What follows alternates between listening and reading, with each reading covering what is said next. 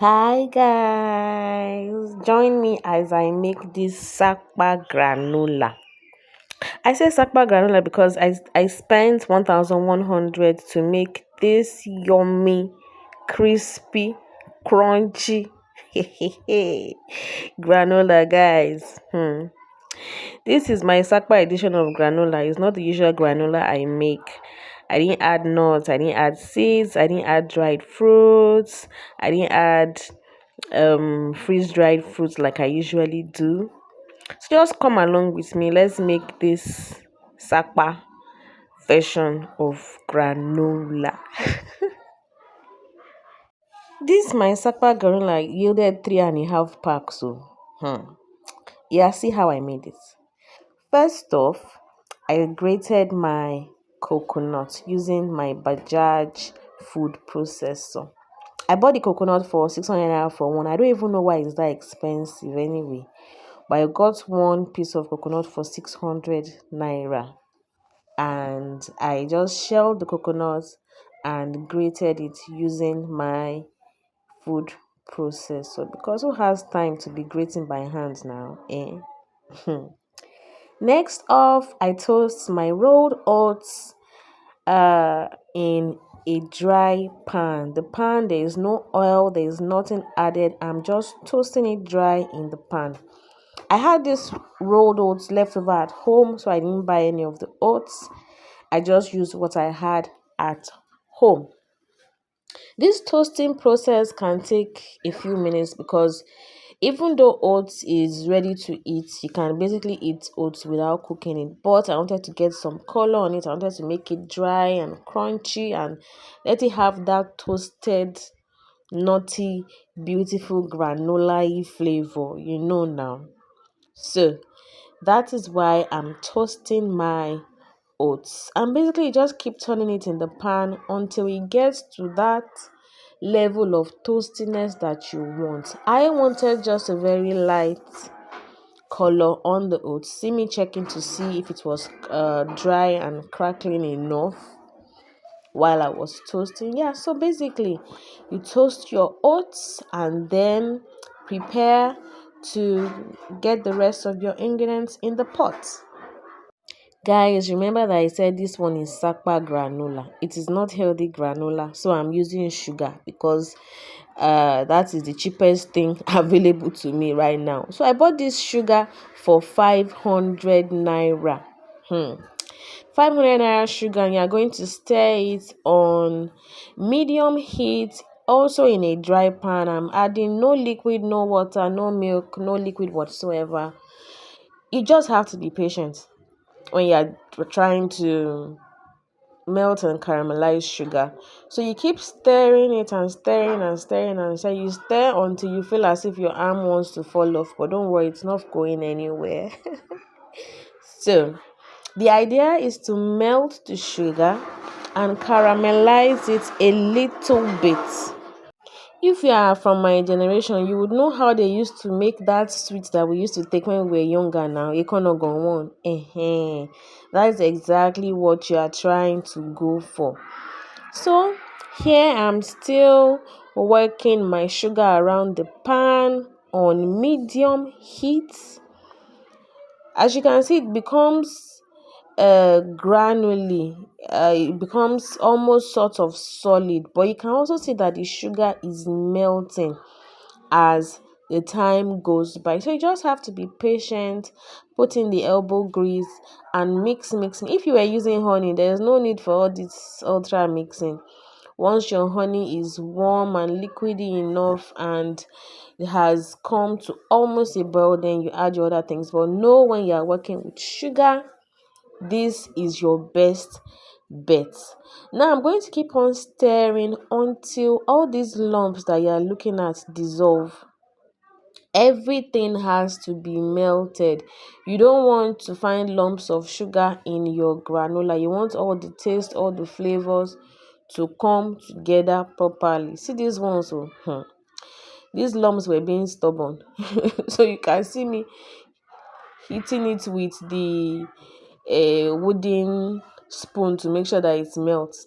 Here I'm adding cinnamon. I always have cinnamon powder at home because I love it so much. So I add some cinnamon.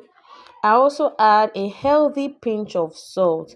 Guys, you don't want your granola to just have one basic taste or one basic tone. Always add salt to your sweet desserts or your sweet cooking so that it will help you balance out that sweetness. The salt in this case will balance out the sweetness of the sugar, and it's going to make the flavor of your granola more wholesome and just make it come together in a totally different way. So here I'm almost done with the wet parts of my granola, which is the sugar mixture. I'm just going to keep giving it a stir until I'm satisfied that everything is well melted, well caramelized, and yeah, good to go. So now it's time for our shredded coconut. My phone decided to misbehave, so it cut off some part of the videos. But yeah, basically I'm mixing in the coconut with the sugar. You would notice that I did not dry out the coconut beforehand. I didn't try to squeeze out the juices or whatnot because this is SAPA Granola. And I'm trying to keep in the goodness, all the goodness of the coconut as much as possible. So I'm not squeezing out the juice.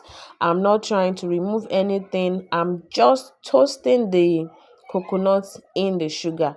Once we are done, it's time to reintroduce our toasted rolled oats. And guys, you're almost done. Like, this is the home stretch.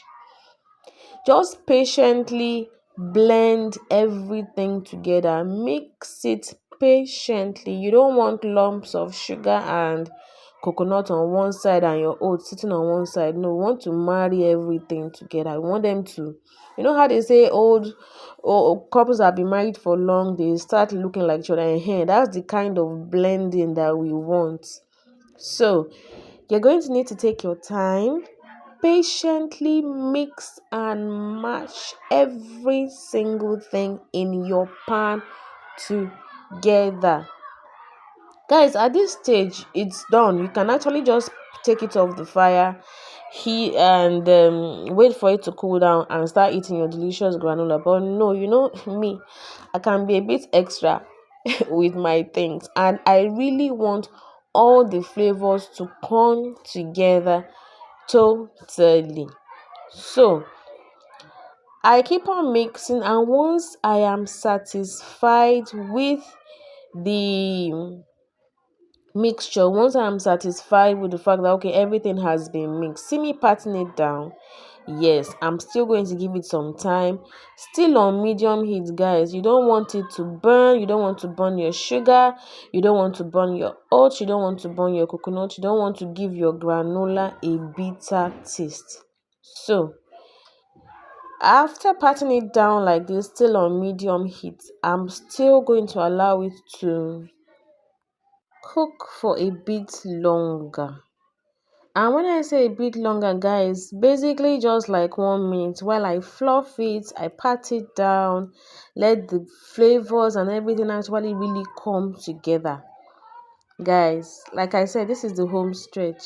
We are almost done. This is the home stretch, guys. Once you are satisfied with how your granola is looking, once you are satisfied that the flavors have been married successfully, then it is time to switch off the heat, take it off the heat, and yeah, basically you are almost done.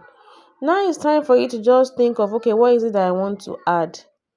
What do I want to add to my granola? What do I want to add to this already yummy looking granola that we made, even though it's SAPA granola? So guys, before you add anything, you have to wait for your granola to cool down. And once it is cool, here I'm adding some dried mixed fruit, some raisins that I always keep in my fridge. I always have a pack or two of raisins lying around because I love it as toppings on my cereal or on my yogurt or on something. So I have this lying around, so I added it. If you want to add freeze dried fruits, this is also where you add it once your granola is cool. If you want to add nuts and seeds, this is also the point at which you add it. But this is SAPA granola now. So guys, do you want to see the final results?